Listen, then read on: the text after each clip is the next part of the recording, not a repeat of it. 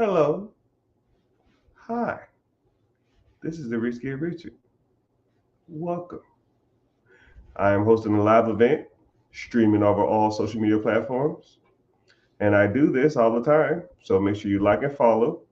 Turn on your notifications. You can ask me any kind of question that you want to. So you can get notifications wherever you are, whatever platform you prefer to use, right? Because I'm think I'm be streaming on Facebook, YouTube, Twitter, Twitch, which I never get any people there, and Instagram, 2 accounts, Facebook, 2 accounts, and on TikTok. So yeah, um, I do this randomly because it's easier to talk to a whole bunch of people at once instead of going to different social media platforms. So if you follow and subscribe or tune in, I can pretty much answer any question that you have financially. Some areas of expertise that I focus on is business ownership, business acquisitions, credit, building your credit, working on your credit score, working on your credit profile, working on business credit, working on personal credit. Other things I focus on is investing, 401k, TSP, IRAs, ETFs, mutual funds, high yield savings accounts, all that. And then buying cash flow producing assets. We talk about real estate. We talk about storage units. We talk about Airbnb. We talk about ATMs. We talk about uh, shoot, vending machines, and all that kind of stuff, which in theory is the embodiment of the majority of anybody's financial journey. And a lot of times people will ask me, well, what about these particular subjects? What about this? It's not the fact that it do or don't work. I just don't. I'm not a get rich quick type person. I don't gamble, and I'm not out here trying to hustle. Like things like forex, that's literally like gambling to me. Like you put your money into something, make a short, make a call, make a put, and hopefully it increases in value over a short amount of time, and then you pull out. Like that's comically like gambling. And also things like crypto currencies. Like crypto is cool. I think there are some better options in cryptocurrency when you should just put your money into something and just let it ride. Um, the bigger stuff like the Ethereum, the Bitcoin, the Ripple, the XRP. If you want to play around with some stuff, you might get into some Doge or something like that. But some Cardano stuff like that. But for the most part, if it's not one of the big five or big six, I don't want to hear it. And if it's not like a long play, meaning it's not over the next 3 to 5 years, I'm not with it. So just that's the type of areas that I typically try to focus on. And if you want to focus on stuff that's other than that, maybe I'm not your guy, but I am knowledgeable on all things money. So, you never know. Just stay tuned, watch, comment, like, follow, and all the kind of traditional stuff. And, you know, be looking out for me when I'm on those platforms and ask me the questions. So, um, I asked some people to submit some questions to me, and I'll just go ahead and do some rapid fire stuff. Aloha, Steve. What's happening, man? Hey, what? Oh, you're on Facebook. Oh man, I'm new to this, so it tells me where you're from. Yeah, I sent you your link too. I think you messaged me and I didn't get back to you. I don't really check the platform a lot. I'm busier, but I think I reached out to you, and we should set up something soon so we can discuss in detail some things that you want to do to move forward. But I appreciate you being here, man. So, individual said, should I buy a business or should I build one? So I want you to really think about kind of what you're asking in the perspective. And I don't look at stuff like from a personal perspective or a biased perspective. I look at stuff from the perspective of money. I'm not trying to reinvent the wheel, right? Why would I take so here we go. I'll even have both of those subjects in a nutshell, right? You have a business you can buy or acquire, or you can have a business that you start. One pro of starting a business is you can tell people, I built this from the ground up and I've gave my blood, sweat, and tears. I mean, and that's pretty much the only perk of starting something, is to tell people that you started something. You know, say you wanted to start a, I don't know, construction company. I just making something off the top of my head. So you got to get licensed. You got to probably buy a truck. You got to go find employees. You got to go do marketing. You got to have suppliers. You got to go do bids on houses. And then you probably got to build that stuff up for months, maybe even years out. And that process is going to take you tens, 50s, 60s, 70s, $100,000 to get off the ground before you even made a dime. So you're essentially hustling backwards. You're digging a hole just to fill the hole up as you go through it, instead of buying. Now, let's say there was a construction company for sale that's, I don't know, $300,000 that's making you $100,000 a year, right? The day you buy it, you're making money. Why would you spend 6 months to a year, maybe 2 years at a loss when you close on a Friday and on Monday there's money in your account? Because if you bought it right, which the only way I teach is to buy them right, your debt servicing means the amount of money you're paying for the business or the asset, and payments should be covered from the amount of money you're bringing in. Like, that's the only way to do it. If that number don't work out, then it's a dud. If my monthly bill on a business is 10K and it brings in 15K, that month I made $5,000. I mean, this is what, 8th grade math? I'm sure most of the people who listen to this graduated from the 8th grade. If business A made $15,000 and business A expenses are $10,000, how much money does business A have at the end of the month? Ma'am, right here. Okay, let me get this straight. 15,000 income, okay. Expenses are 10. How much at the end of the month? I think that's 5. Is it 5? I'm just throwing that out there. You're correct. Ding, ding, ding, ding. Okay, cool. Question number 2.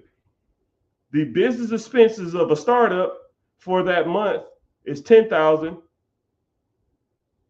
and the business income is 0 because you don't have any customers yet. How much you have at the end of the month? Hold on, man. Hold on. We could do negative here? Yeah, of course you could do negative. Okay, cool. I'm just checking, because that number doesn't make sense, because you really can't take something away from nothing, because you ain't bringing no money in, so you can't add to nothing. Okay. So what's the answer, Richard? Negative 10,000? Yeah, negative 10,000. You lost $10,000 that month. Yes. I studied for that test too. Woo. I got 100. Yeah, you got 100%. Congratulations. Right? Why buy a process that's already existing? Only perk to owning something, to starting something, is to tell people that you started it. I built this brick by brick. I built this from the ground up. I've been working like a dog. Shut the fuck up with that shit. I don't care. I'm here to make money, not friends, not have a good time. I don't want no owner pride or none of that crap. Right? I think I take more pride in something that makes money than something that doesn't. Think about that. Would you rather say, yo, man, I got a startup. I built this from the ground up. We in the beginning stage now. We're not positive cash flow yet.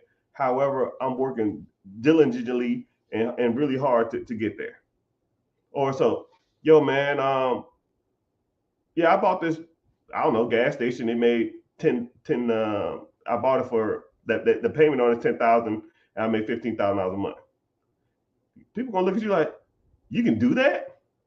I say, yeah, a lot of people do that. I say, wow, that's smart. William P., I see you.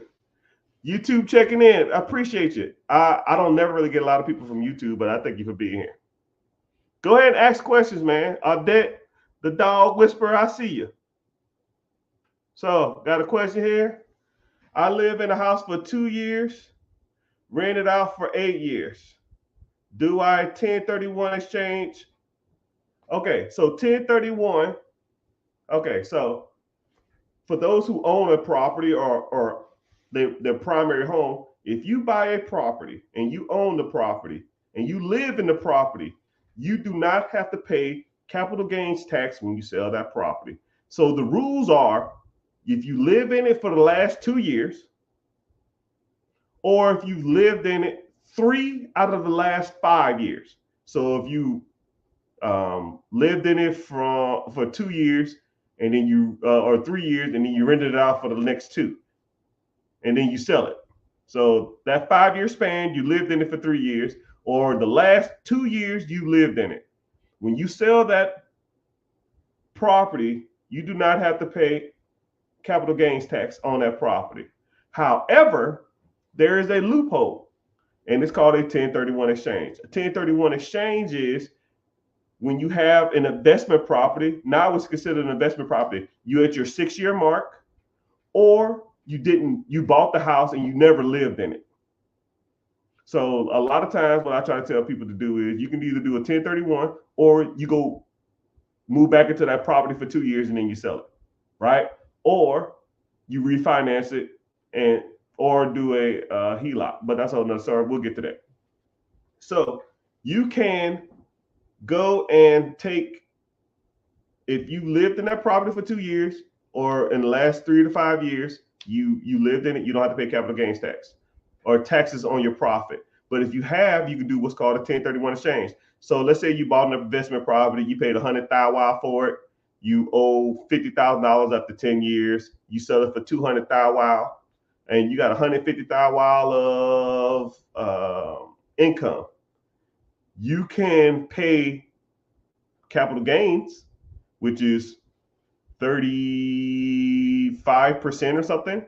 35% of 150,000 is 50 big ones. Do you want to pay $50,000 to the IRS? Hell no. So you can do what's called a 1031 exchange. That means you take your profit and roll it over to another property, right? So instead of you paying $50,000 to the government, you pocket in $100,000. You take the whole $150,000 and then you roll it over to another property, and you defer capital gains tax, or you defer taxes on that income. But you actually can buy a business that has real estate attached to it too, and you can do a 1031 exchange. So if you have $150,000, you can put $150,000 on the existing business. Let's say the business was $1 million and it's producing you $150,000 a year. So now you bought the tenant, that's the business. You bought the real estate, you deferred taxes, and you produce income every month. Win, win, win. All I do is win. Win, win, win, win, win. And then say if you have an investment property and you say, yo, man, I want to sell it, but I don't want to do any 1031 and exchange, none of that crap. Cool. Just refinance, because debt or refinancing is non-taxable. You do not pay taxes on debt. So if you owe $50,000, it's worth $200,000, you go to the bank and you say, yo, I need a loan for 70%, 75% loan to value. 75% loan to value is what, $1.20 or something? They're gonna give you a loan on $1.20. You have $30,000 worth of equity. They pay off the 50 you owe. You got a new loan at 120, and you keep the difference, which is $70,000. No capital gains tax, and then you still got $30,000 worth of equity in the property. Win, win, win, win. That's how we do it, people. But there's multiple ways to skin that cat. It just depends on you and the circumstance. But I'm a advocate of long buy and hold. Okay? Long buy and hold. So if you buy a property, either refinance it or 1030, don't never really sell. Just keep the equity in the property, even though equity is dead money. Just keep it in the property, and or either refinance or take a HELOC out on it and then use that to buy more property. Even though HELOCs is the same thing. HELOCs is debt, so you can't be taxed on debt. So kind of the same thing. But that's a good question, sir. I hope I answered it.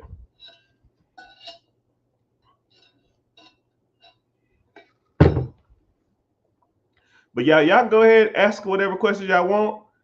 I don't know how social media works. I don't know if you can tap the screen and give it likes. But please make sure you're tapping the screen. Make sure you're following. Make sure you are turning your notifications, because I'm pretty much here to answer all of, if not all, any of your questions, right? But I'll give a quick commercial break, I guess. I do offer a free webinar that talks about buying cash flow producing assets, fixing your credit, buying real estate, investing, and all that kind of stuff like that. The link's in the bio, wherever the hell you are, on all social media platforms. Just click the link, sign up for the free class. It starts at 9 p.m. Eastern Standard Time, which is about an hour and 50 minutes. You know, I almost forget I even have to teach the class, but I always remind myself, like, Wednesday. Today's Wednesday, right? You know, it's bad when your days run together, because every day is just a grind. It's a hustle. You know what I mean? So, but how are y'all doing? Let me know where y'all checking in from and all kind of stuff. We got somebody from Hawaii. Dad, where you at now, man? I know you travel everywhere.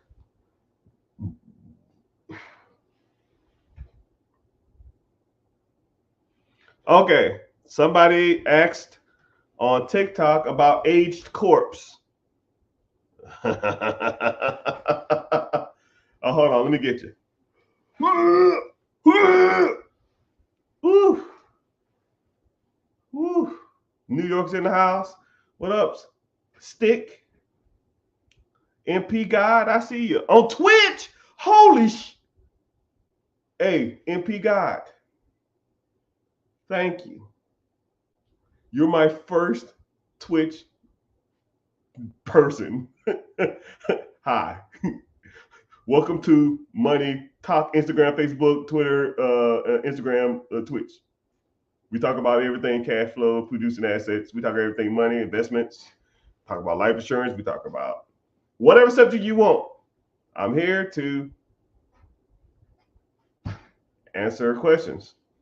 I always try to come on, especially on Wednesdays. I come on Wednesdays because I know I got to teach the class. So I got to get my brain warmed up to like talk to people. So, but thank you, man. I appreciate you being here. You're probably the only person in the room there. I didn't think anybody would watch. But however, sorry. Somebody wanted me to explain the whole Chef Corp thing.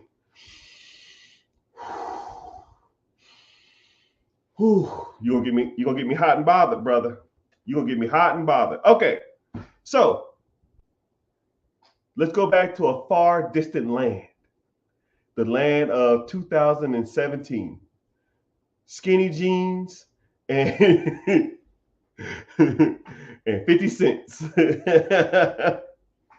And Soldier Boy. That's supposed to. But anyways, so back then, the banks stated that, hey, we will give you money contingent upon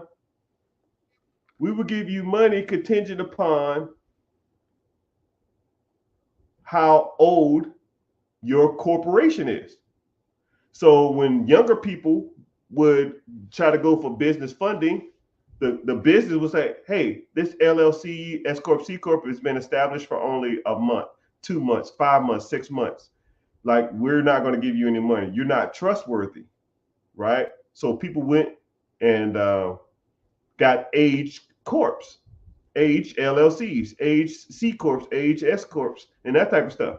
Or shelf corps. They just set them on the shelf, and they're like, somebody probably passed away and it's been passing down the family generation to generation, and then somebody just sells it. And then you become the registered agent of that S Corp, and now you have a business that's technically years, 10, 15, 20 years old. Okay. So banks was like, okay, your business is 10 years old. You don't have any money coming in, but screw it. You have a 10-year-old business.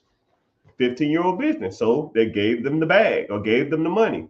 And then from about 2017 to a little bit before COVID, 2020, maybe 2021, my Meladin Challenge friends would go get 10 thou wow, 20 thou wow, 50 thou wow, 100 thou wow from the banks from a Chef Corp that they bought for, $2,000, and they got $100,000 worth of business credit. Go max that shit out, buying bull stool like Gucci, Louis, Prada. You shouldn't be buying none of that Hellcats and other dumb stuff that ain't making no money. They can't pay the bill because $100,000 line of credit, that payment is 15 hondos. They can't make the payment. They default. The bank's out of $100,000 just because you did a $2,000 play. And now the banks got hip to that shit. And it's like, yo, we're done with that. We are done with the Chef Corp game. We're not giving these mother cluckers no more money. From here on out, I don't care how long. Then it went to like, let's go to Dun and Bradstreet and let them build trade lines. And through the trade lines, if they can pay their trade lines on time, then we'll give them lines of credit through the business. But Dun and Bradstreet wasn't reporting their NAV scores. They wasn't reporting their net 30s, net 60s, net 90s to and getting their Dun scores and stuff like that. So people was paying on these trade lines through Uline, Granger, and all that kind of stuff like that. They wasn't reporting, so people were trying to go get business credit, and then it wasn't working. That was like real big during COVID. 2019, 2020, 2021, a little bit of 2022. So banks said, you know what? Screw it. I don't care how old your LLC is. I don't care how old your C Corp is, S Corp. I don't care. All business debt will be secured by personal credit. All. ALL. You walk into a bank, I don't give a shit if your Age Corp was owned by Mahatma Gandhi. You're going to have to secure that damn debt with your own personal credit. Because now what they're looking at is, can you pay your bills on time? I don't give a shit. So now let's think about it, which actually makes more sense. You got two people. This corporation is 50 years old. This corporation is a month old. This person with the 50-year-old business has a 400 credit score. Two charge-offs, two delinquencies, a bankruptcy, and a repossession. But his business is 50 years old. This guy has an 800 credit score, $30,000 worth of personal credit, no debt, a house, no payments, and an 800 credit score. Now, who would you want to loan money to?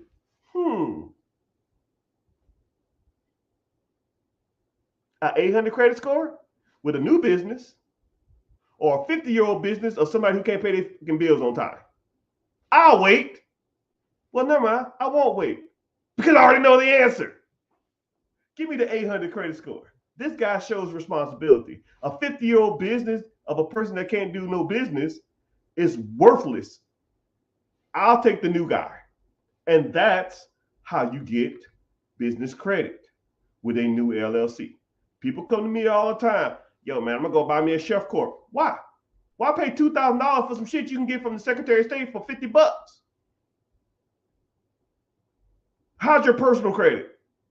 Well, it need a little work. That's what it needs. You need to get your little ass to work. That's what you need to do.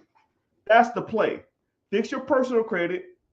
I can secure hundreds of thousands of dollars of business credit when your personal credit is good.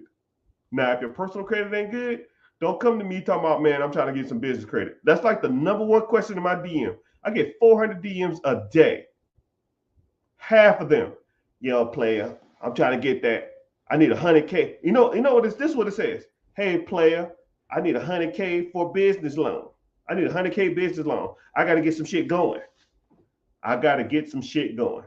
Okay, cool. What's your personal credit? Well, see what happened, and then it comes the pity party. I just delete. I don't even read. Well, see what happened. If you don't give me a number within like two sentences, you're done. Here, cool. Credit repair. Here you go. Sign up. Thanks. Bye. Because you need it. Right. And then this is what's happening in credit repair. Right. Because I do, me and my team do about 100 credit repairs a week. 100 a week. Not a month. Not a year. A week. And everybody I call them, I say, yo, here's your credit score. Here's your credit report. What's your credit score at? Oh, well, Credit Karma says 600. Cool. Here you go. Here's your actual credit score. Well, why does it say, what'd you do to it? What the fuck you mean I do what I do to it? That's the score. Well, why does yours say 5.25? I think yours is wrong. No, ma'am or sir, mine is right. I have no reason to lie to you about no freaking credit. It's not my credit. I benefit none from this. You came to me, and then I'll say, okay, let's review your credit and let's see what's on it or what's not on it. It says right here that you had a late payment for a medical bill. Oh, well, see what happened is that shouldn't be on there. Well, it says you got a repossession right here. Well, see what happened is I put my car, my baby mama name, and so it is right. Well, they shouldn't be even. Get out of here with that. No, don't justify to me. The banks don't care. You're just a number on a piece of paper. That's it. When you come to my face and you say I want funding, or I want to buy a business, or I want to buy real estate, or I want my credit repair, or I want to get into investing, it's just numbers to me. There's no bias. You don't have to sell me. You don't have to press me, right? I've seen people with hundreds of millions of dollars, and I've seen people with $300,000 worth of credit card debt, right? I don't shun. I don't discriminate. I don't hate. You are just a number. It's just a number. It's just numbers to me. That's it. Don't care. So one or two things going to happen. You can sit here and keep playing the blame game, or we can get to work and come up with plans to get rid of this freaking debt and get this bullshit off your credit and get these utilization down and then get your hard inquiries off. Because at the end of the day, they're there. Regardless of who put them there or how it's got there. Don't care. Let's take care of this shit. Well, see what happened. No. We're done with the excuses. I don't give a shit. Right? No pity parties, right? I should get a t-shirt that says no pity parties because I don't want to hear it. People send me DMs and stuff. Dude, I've seen DMs, I swear to you, was longer than the Notebook. I've seen DMs longer than damn Harry Potter. Chapters 1 and 2. I'm like, yo, bro, you don't have to sell me. I don't care. I don't care. I'm not reading all this. What do you need to do? Okay? I don't know if I answered your question, Mr. Chef Corp, but I kind of did. All right. Sorry about that. I'm on a rant. People. I would love to train through you. Yeah, man. Click the link in the bio. Join the free class. I got a free class coming up in 1 hour, about an hour and a half. But so for those who are on this social media site that I'm pointing to, that's not the people right here. Make sure you tap in the screen. Your price of admission for 15 seconds is just tapping the screen. Michael P. Jordan, what's happening? Michael, you the only one on Twitch? Are you the only one in there? I appreciate you being here, though. Someone asks, how do I get of not paying $12K in back taxes? Great question. Here at Perelman and Associates, where our tax service is top tier, what we would do is, where do I sign up? Or if you're on Facebook, I don't know what Facebook page you're on, but just click the link in the bio or click out of this, and then it'll say like therichgetrichard.com, or go to Instagram. It's the rich. You have to go https:// backslash black chat. I can't even say that. Dot backslash black chat. TheRichGetRicher.com, or just click the link in the bio. Class starts in an hour and a half. Thank you for your time. No, thank you, Cooper. Hanging with Mr. Cooper. How do you get out of not paying taxes? And 10K, I don't know if it was past taxes or it was current taxes. Either way, this is what you do. I would shoot me a DM and say I need tax help. And I'll say, well, shoot, I hate working for free. Nobody should work for free, right?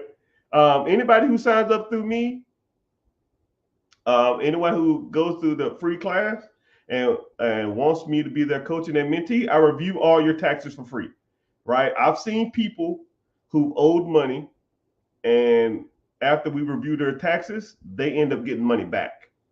We can get you an audit in your favor. I can review to make sure it's even correct on your taxes. I can review it to see if you did all the proper deductions, right? Especially if you have an LLC or a business, right? You should have been writing off a lot of stuff. I think every human being in America should have an LLC. Every one of y'all. The tax code is written for business ownerships. You know, okay, here we go. I'm gonna give you a quick synopsis. There's pretty much two tax laws. There's personal taxes, and then there's business tax. If you had to guess, how many pages of the tax law is personal taxes? Anybody want to take a stab at it? How many pages of the tax code is for personal taxes?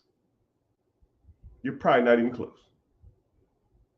You're not even close. Whatever number you're saying, divided by 5. I don't know. I can't see your comments. The answer, it was 4. 4.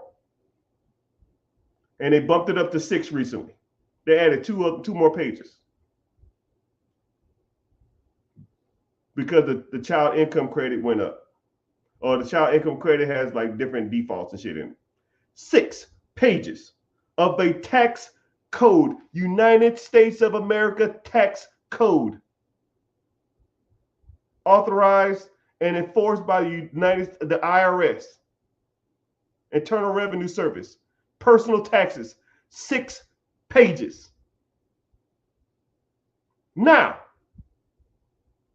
how many pages do you think the tax code is for business owners? Business owners for loopholes, tax write-offs, tax deductions, everything. I'm gonna get caught up on my comments, so I'll see what y'all saying in numbers wise.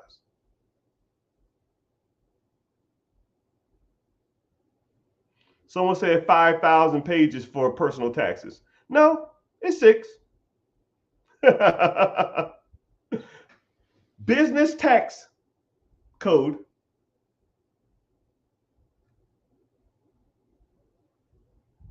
between, depending on which one you get, 1,500 to 1,700 pages of tax write-offs for businesses. So when someone comes to me or comes to the team and they say, yo, man, I'm getting screwed on taxes. Do you have an LLC? Do you have an EIN? Do you have an S Corp? Do you have a C Corp? Do you have a DBA? Because if you do, the tax codes are written for those who have a lot of deductions. Tax codes aren't written for people. Same thing about bankruptcies. Bankruptcies aren't for people. Bankruptcies are for businesses. Do not file for bankruptcy if you're an individual. If you're a business, you've gone through turmoil and there's no other options, so be it. Personal people never, ever, ever, ever, ever should file bankruptcies. People come to me and say, oh, I got a bankruptcy. That shit's like They're trying to like hit Thanos in the face with when he got all the six Infinity Stones. It ain't happening. He's inevitable. That's just on your credit for 6 years. But if you default on your bills, you have a late payment on your bills, you have a charge off on your bills, you can get that removed off your personal credit. I'm not giving you any personal advice. I'm not telling you what to do. But if a bankruptcy stays on your damn credit, and then if you don't pay your bill, it goes to collections, and then the collection goes to a charge off, and then the charge off gets closed, and you have a whole bunch of late payments. This is the process. You have late payments, then it goes to collections, and then the original creditor charges it off, goes to a creditor. The creditor can't collect the debt. They close the account. So now you got late payments, a collection, and a charge off, which due to the Fair Care Act and the FTC, Federal Trade Commission, denies you accessibility to credit, which is a federal offense. You can remove that in 2 months. But that repossession of that bankruptcy, you can't get off your credit. It still stays on there. So which one would you rather do? Now, I'm not giving you advice. I'm just saying which one makes more sense. Say word. Word. All right. I hope I answered your question, Mr. Tax Guy. Yeah, you need to I hate working for free, but I'm being generous. Shoot me a DM and say I need tax help. Shoot me your email. I'm feeling generous today. I'm in a good mood. That only goes to him too. Anybody else I'm gonna block you. But thank y'all for being here, Mr. Stick, Haitian. What's happening? MP God, Summer Seasons. La la la la la la la la la la la. Summer Seasons. Ah. Thank you for your time. No, thank you. I have 250,000. Wow. Brother, you rich and don't even know it. 250,000. Oh my goodness, man. Why y'all be sitting on so much money like that? I get more than like 5K in my account, and I put it to work. I'm just like, yo, this it's dead money. For those who, okay, here we go, y'all. I'm gonna put y'all on some real game, man. Right? There's terminology amongst me, right? I don't know what other people call it. I'll give you my philosophy on it. I call it dead money. Okay? Dead money is money that doesn't do anything but sit. It could be depreciating. It could be not drawing interest. It's just sitting there, right? And there are things that you should be doing better with your dead money. One, if you have money, I guess, in a savings account, it should be in a high yield savings account. At least it hedges some inflation. If you don't have your money in a high yield savings account, it's dead money, right? Second of all, money in your like checking account, right? Anything over like 10,000, wow, take your expenses for the month, double it. Anything more than that, dead money. It's just, it needs to be allocated towards something that makes money, right? So if your expenses is $5,000 a month, you should keep $10,000 in that account and then transfer it over to a high yield savings account. And if it's, and you're going to allocate it in the next 3, 4, 5, 6 months max. If you're going to allocate it to something in the next 6 months, like buy some piece of real estate, buy a business, buy some cash flow producing assets, cool. Let it sit in the high yield savings account. But if it ain't going to be allocated in something in the next 6 months, bro, put that shit to work. Put it to work. Assets, cash flow producing assets all day long, right? Mutual funds, ETFs, stocks, bonds, mutual funds, businesses, real estate. I don't give a damn. That's dead money. Dead money, right? Equity in your home, dead money, right? People always like, it's a cushion. It's dead money. Why? Why you want to? People like, yo, I want to pay off my house. Why? Paying off your house don't make you money. The objective is to make money while you're sleeping. If you are sleeping in a paid off house, you are not making any money. If you're sleeping in a house with a house payment, you're not making money. Stop me when I'm lying.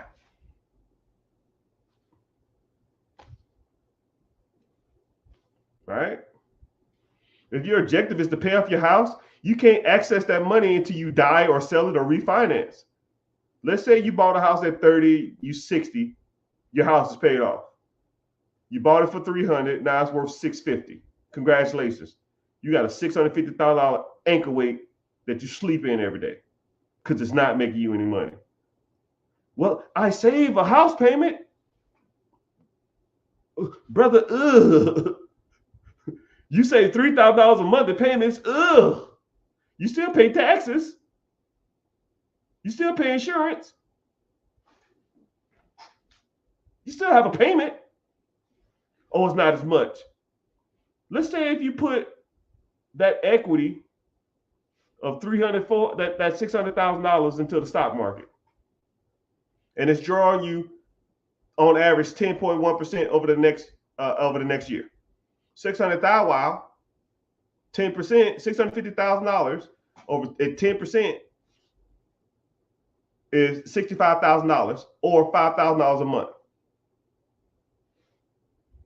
Would you want a paid off house or $5,000 coming in every month? Hey, what the fuck do I know? Right? What do I know? Right? And that's $5,000 a month, regardless of where you live. Everybody pays for where they live, right? But hey, whatever, man. You do you. And then if you'd started the same process when you was 40 instead of 60, then you really would have been better off. Or if you put the $600,000 down on a $3 million apartment complex that produces you $400,000 a year. Oh. And then now you're making $30,000 a month. How about that? But hey, what do I know? Brother, ew. Memphis in the house. California, Chicago, Pearl Harbor, Hawaii. What's good? Greenwood, South Carolina. I'm in a small fortune in South Carolina. I just retired out of MacDill. Yes, sir. Me too, sir. What was you, Army, Marines, Navy? It looked like you was Air Force. Sorry to hear that. Nah, Air Force is the best branch. Idea for investing in a facility for pickleball.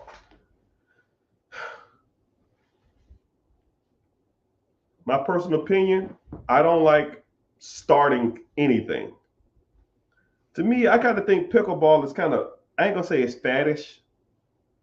I called pickleball 3 years ago.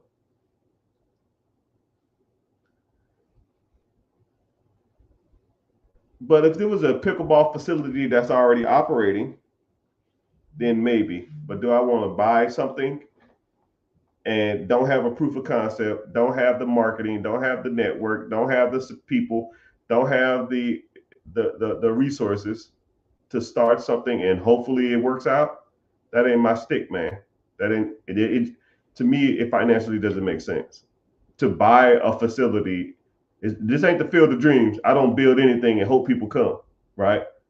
People should already be there spending their money. Damn, that was a good analogy.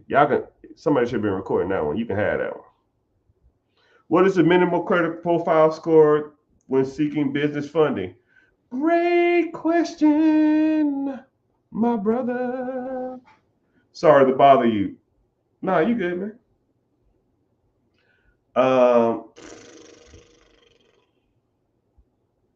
The minimal credit score profile.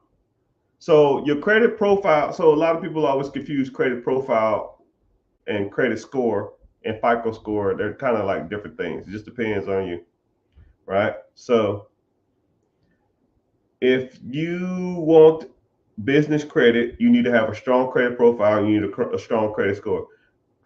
Strong credit profile is a credit card, 2 lines of credit that you've had for more than, I think, a year and a half, or more than a year, or a year and a half, or 2 years. That's over $5,000, which most people kind of probably should have that or need to be working on that. And or you need a 680 credit score, right? But there's other programs. Some people say 650. Some of my people say 650. Some of my people say 680. Some of my people say 700. But if you were on the cusp, then I'll be like, nah, man, we good. Let's try to get this score up a little higher. So your objective is always trying to push your credit to the max. Because what's the point of having credit if you don't even use it? Like I was explaining that to somebody the other day, and a lot of people look at their credit like a vanity metric or something. I have an 820 credit score. So what's the point? The objective of credit, in my opinion, is to use that credit to buy assets that produce you income every month. I don't give a shit if you got a 600 or 15,000. Don't give a damn how high your credit score is. Your objective is to use your credit, whatever score it is, leverage it to buy assets that produce you income that pays for your way of life every month. Point, period, blank. The score is a vanity metric. Who cares? Who cares? I always use the analogy of like a model and a bum. There's a model who's 6'5", rock hard abs, blue eyes, perfect chin, well spoken, and can't have kids. There's a 5'6" guy, beer gut, homeless, drools when he sleeps, but he can pop out 10 kids in the next 5 years. If your objective is to have babies, what the hell is the 6'5" guy gonna do for you? Not a dang thing. Same thing with credit that's high as hell that you can't even leverage it. Oh my goodness, dog. Oh my goodness, I'm speaking facts. Y'all don't want to hear it. Y'all think y'all do, but y'all really don't. Right? A lot of people say, yo, man, what's your credit score? Enough to get me lines of credit. What's yours? Is it enough to get lines of credit? Then the rest of it is irrelevant. The rest of that shit's irrelevant. 680 should be everybody's minimum. 680 can qualify you for majority of, or if not every loan package, program, funding, credit, line of credit there is out there. You want a car, you want a Sprinter van, you want an American Express card, you want a Chase Platinum, you want a whatever you want. 680 majority of times can get you there, right? There might be some random ones here and there that might have like some net worth requirements or some income requirements, but the credit score is what you need to be focused on, right? That's 99% of all 99% of all businesses. Oh, not all things are 680. Okay. So I don't know if that answers your question, but I appreciate you asking. Freddie Cruz. How you doing, brother? I low-key miss you, man. You come back to the States, come holler at me. Show you how us ballers do it.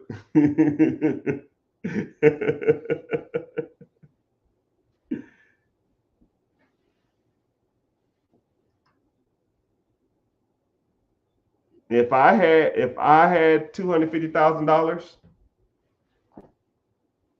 if I had $250,000, I would be looking at a 10% down on an existing business. You're gonna be looking in the $1.5 to $2.5 million. Your margins are gonna be a little shittier because the amount of money you're borrowing. you probably can get something in the 25 to 28 to 30% margins. I'll round down. You bought something at 2 million, you probably be making about $500,000 after debt servicing, which is 180 minus 500 minus 180 minus your $200,000 back. Year one, you should be making about 150. Year two, you should be making about 3.25 ish. You should be making about $300,000 a year after the first 18 months. But hey, what the hell do I know? If your credit's nice, but if you got $200,000 worth of liquid assets and you got shitty credit, you got bigger issues, my brother.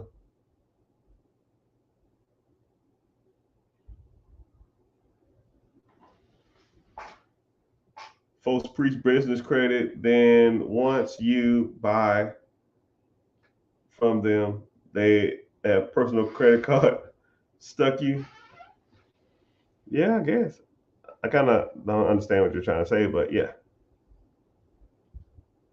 I almost got scammed by your fake account. All right, y'all. These people in these damn fake accounts is killing me, man. I get a DM every like 5 people say, "Yo, man, is this the real you?" Because I got scammed. I almost got scammed. I'm just like, oh my goodness, dog. My goodness. Like the scammers be real, man. Right? So I'm gonna tell y'all something. If it's not me, right? Like only thing I offer, and I do it like this for a reason. Only thing I offer is a webinar because I don't do stuff over the phone. I don't do stuff via email. I don't do stuff via text. I for damn sure don't do anything via Telegram or whatever the hell it is. So it's easier for me to, if I want to do something with you, I physically see you, right? If it ain't that, it ain't me. So don't ever send anybody any money, and I'm never gonna DM you, right? I don't have that kind of time. Some people might, I don't. I'm not gonna be sitting there, hey brother, what's happening? I do send you random text messages saying like, yo, I got a free class, come to the free class. That's it. That's all I'm gonna ever offer you. It's the free class. Because I can physically see your faces and we can kind of go from there. So no, that ain't me. What's the sole proprietorship? Oh, brother, you need to get in the class, man. You have what's called an S corp, which is a sole proprietorship. It's just a business entity in which you have. It's like a business structure. So whenever you're buying assets, it's however it's structured, and it minimizes and mitigates the amount of taxes and liability you have as an individual from owning those assets, right? So let's say you have a house and someone slips and falls at your house, and they can sue the corporation, but they don't get no money from you. They just sue whatever assets are in that. You just manage that asset. It's kind of I don't know if that's kind of explaining, or I need to actually do the work on my credit. Yeah. Or you can have somebody do it for you. So I do offer, I wouldn't be doing myself a disservice, even though credit repairs are extremely time consuming. But if you wanted to, there's 2 types of credit service that people offer, right? There's a do-it-yourself. Actually 3. You can do it yourself, right? Go to YouTube, go to TikTok, go to social media and just learn how to do it, or go to Google, learn how to do it, download the letters, download what you're supposed to say, and then send them off to the bureaus and hope it works, right? Then you have what's called someone guiding you, right? So you pay them a fee, $100, $200, $50, whatever the hell they charge, $500 flat or whatever, and then they give you the letters to find, like the letters you're supposed to go find. You fill out the letters, and then they tell you where to send them, and then you fill them out, then you send them off, and then you check the credit, and hopefully the stuff falls off, and whatever don't fall off, then you go back and you re-edit the stuff, and then you send it off again, right? But a lot of times, whenever you do that, I mean, you have to spend pretty much a couple hours going through your credit and finding what's wrong and what's right. A lot of people don't even know what they're looking for, and then every time you want that person to do it, they're gonna charge you a fee every time they do it, which is kind of annoying. But with my credit service, you sign up and you send us the information we need, and we're done. Right? We go for multiple rounds, and it's like taking a sledgehammer to an ant.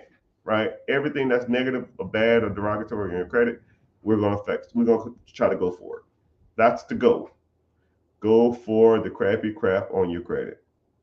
Right? Late payments, derogatory charge-offs, late payments, repos, baby mama payments.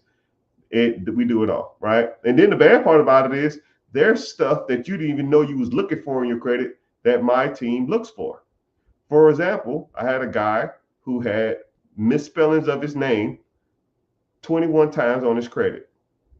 We saw that his name was misspelled on his credit 21 times. We said, no, this is the proper way to spell his name, and all the rest of these are wrong. Shot up his score, 78 points. Had another client who's lived in 8 different places in the last 7 years. Your address is staying in your credit for like 8 years, 7 to 8 years. So you get rid of all those old addresses that are irrelevant. Now you're showing more stable. So now his credit went up 23 points just from having random ass addresses that he kind of lived at or was associated with. Who knows? I don't care. Right? So, hey,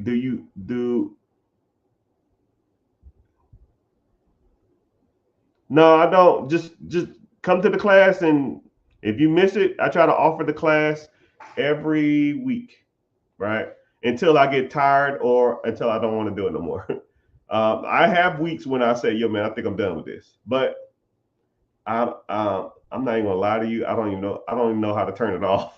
It just automatically starts it on its own, and then people already signed up, and I was like, "Shit, okay, I guess I'll do it."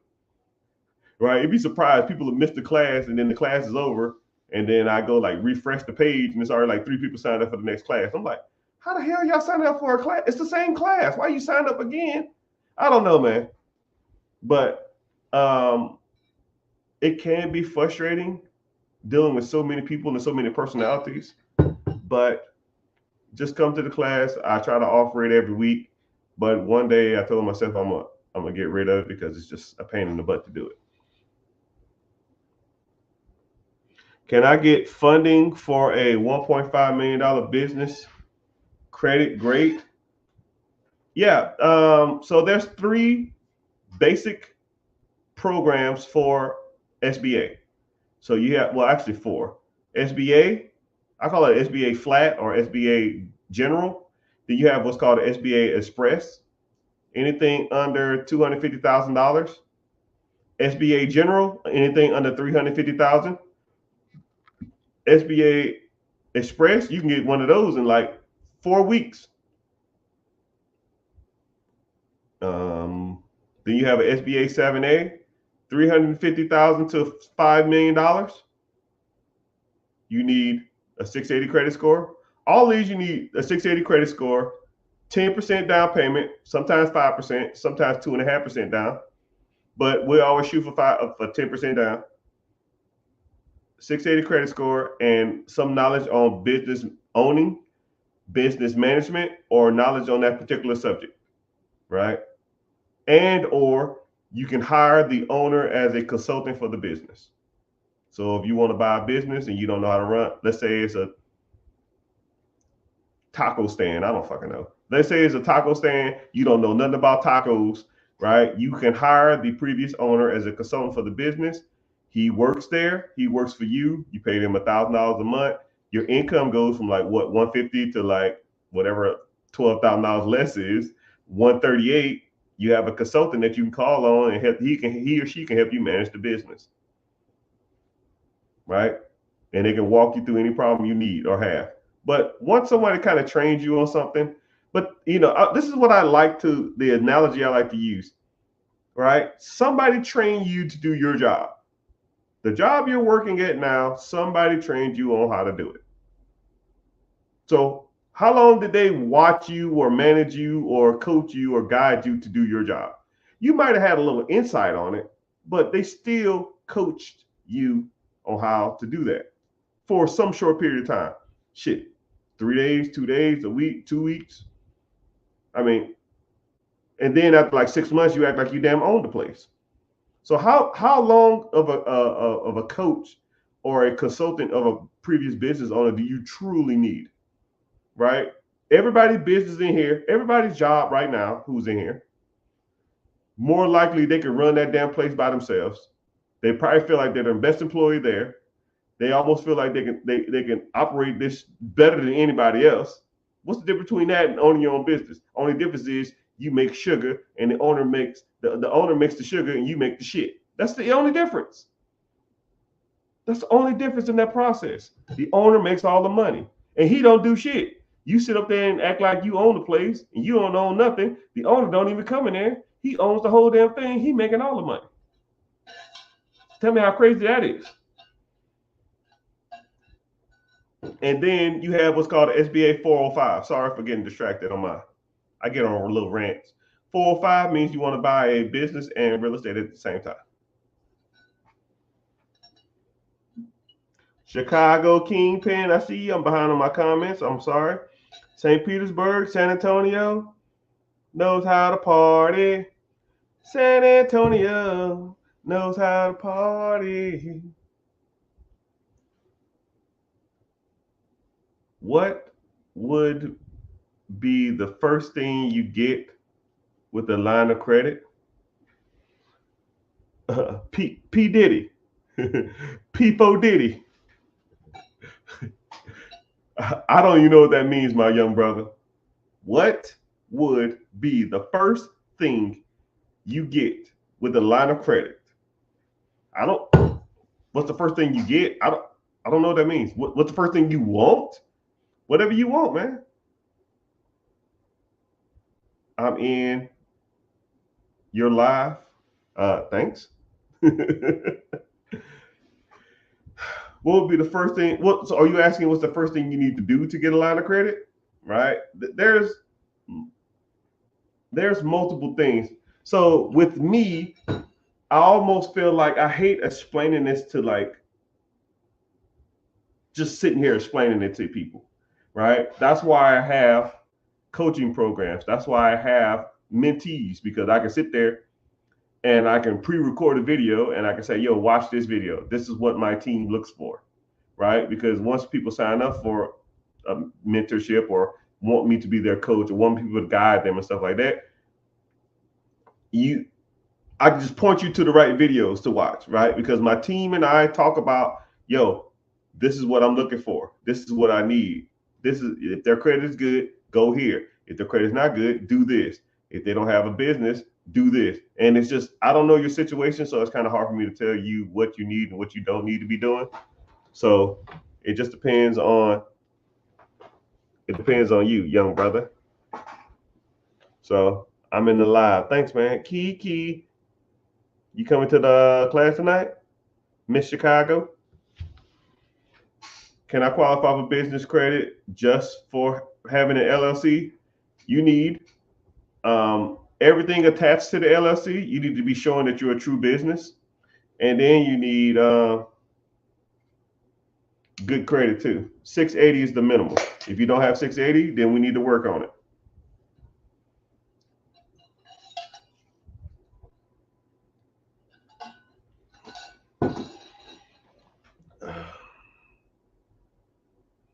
Scammers are heavy on this platform. Yeah, I know, man. I get a scam that like it's like I counted like 200 scam pages.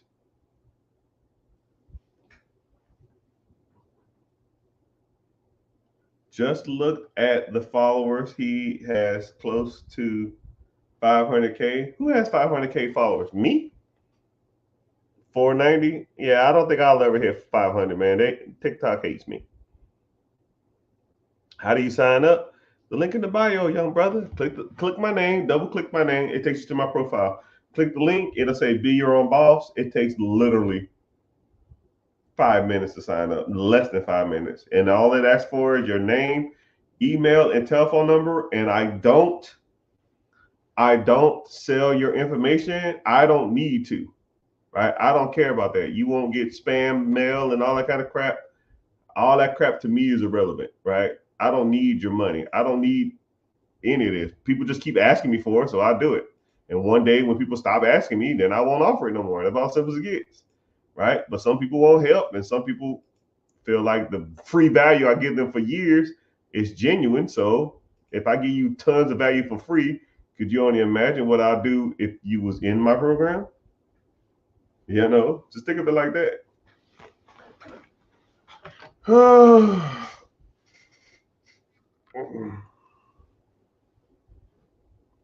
I'm gonna get off at 8 o'clock on TikTok, Twitter, all that kind of stuff. It ain't that many people in here anyways. I'm glad that y'all watching from YouTube. Oh man, more people keep popping in from YouTube. Hey YouTube guys, if you want to comment down below where you from, even in TikTok land, comment where you from. And I really need to get my rep up on YouTube, right? YouTube, they keep sending me naughty letters saying to engage more. So I'm just like, oh my goodness, or naughty emails. You thought I was teaching a different thing every day? I don't know what that means. So ambiguous, which I don't really consider the term biggest fan, but if I had like 5 people that was like the guys or girls, I think ambiguous would be comically in the top 5, right? Ambiguous was always on here. He's always engaging. He's always talkative. He's always supportive. He's never negative. But it's crazy though. I wish he'll just quit playing around and try to hurry and move forward, because it's kind of weird. I don't know what he looks like. I don't know his real name, and I would almost feel like super obligated to help him out because he's been like damn near ride or die for damn near a year, right? I don't know when you came on Ambiguous. I probably didn't have that many followers. I remember one time I think I was driving somewhere and it was me and Ambiguous. It was me, him, and like one other person, the last 2 people. I was driving like 45 minutes. I was just talking to him the whole time. Right? That's Die Hard, man. That was like a year and a half ago or something like that, man. I appreciate you being here though. Post-class details. I don't know what that means. Just come in there, man. The class is free. RCDC. Where's the link? The link in the bio. Click my name. What's up, broski? I'm doing good. Broski?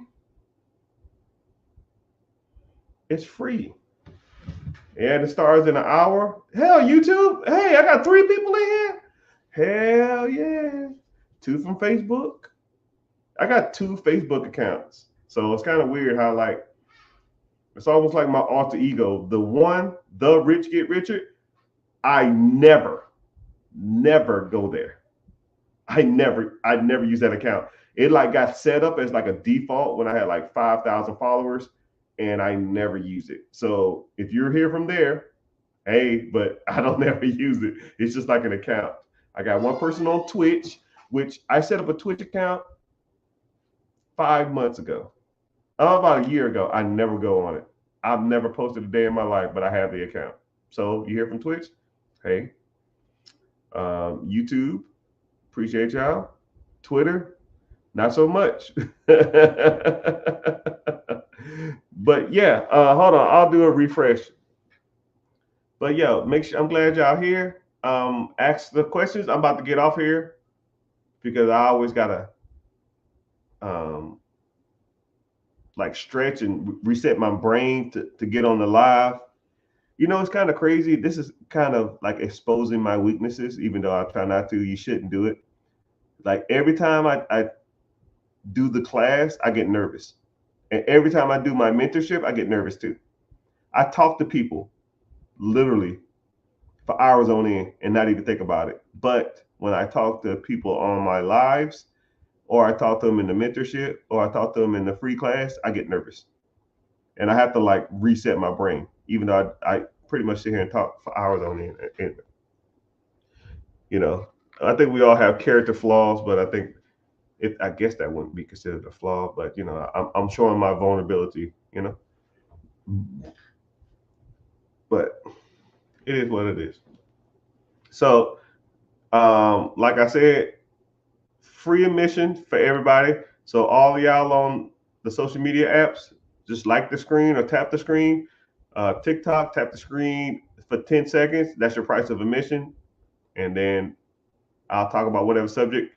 But after about 5 or 10 more minutes on the other platforms except TikTok, I'm gonna get off. I'll probably get off on all of them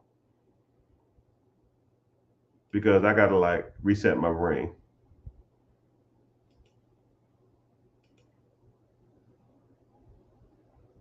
Hold on, let me see something. Okay, what's happening?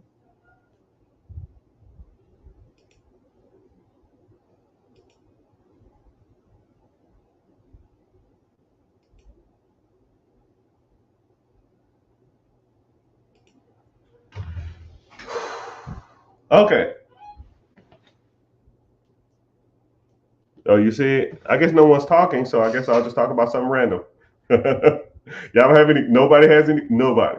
Okay, let's talk about something random. Okay, let's talk about. You want to talk about investing? Okay, let's talk about basic investing. Okay, everybody needs some investing. All right, rich get richer.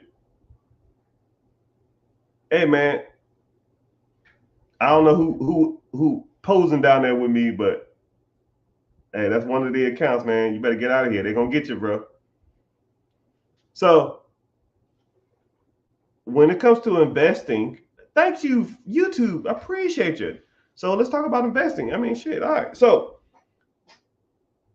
the more investment avenues you invest in, the better. I know that sounds kind of corny and cliche, but you know, it is what it is.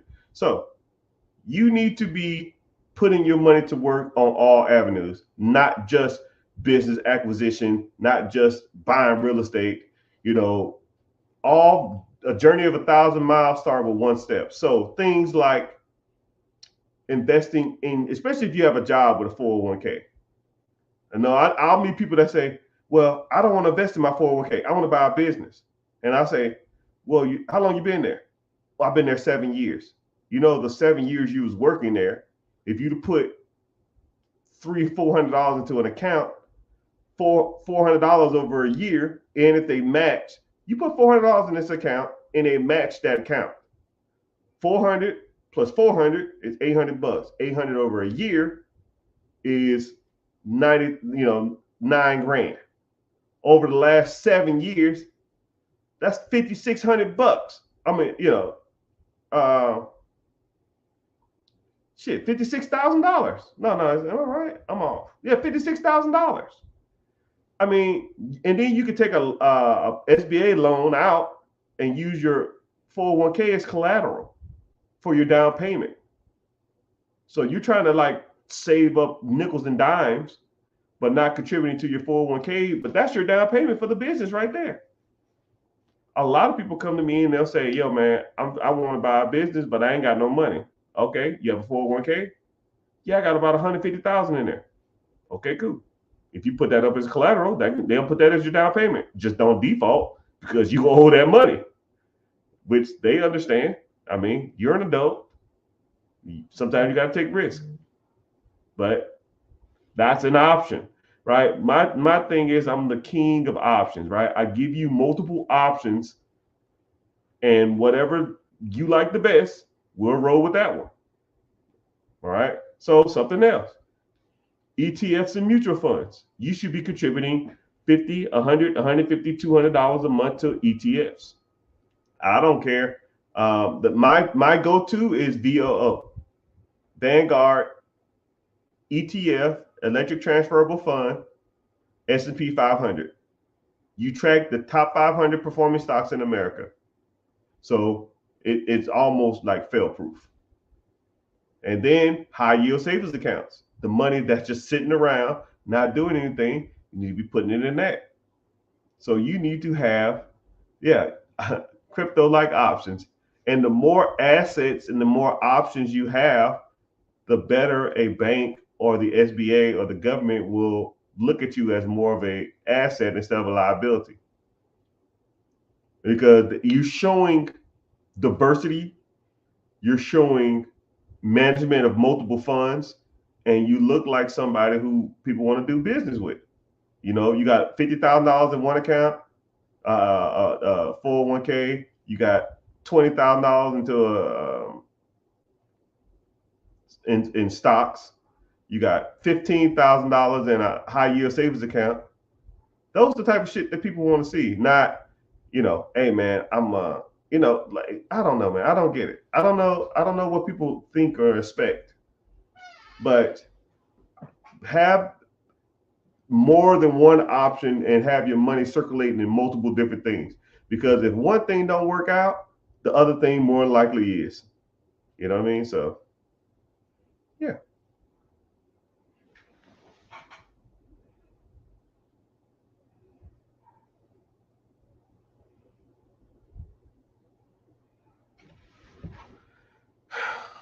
But like I said, I'm about to get off here. But I'm gonna hop back on TikTok here in about 20 minutes. About 9:39, I mean 8:30, 8:40. I'll hop back on. I gotta go reset my brain. Like I said, I'm tired. But if y'all on social media, sign up for the free class. Link in the bio. It starts in 45 minutes, actually 40 minutes. I'll see you there. You want to learn more about cash flow producing asset? Let's go. If not, oh well. Um, have a good one, and I'll see y'all later. Thanks y'all for tuning in. Turn your notifications on, please. Thanks.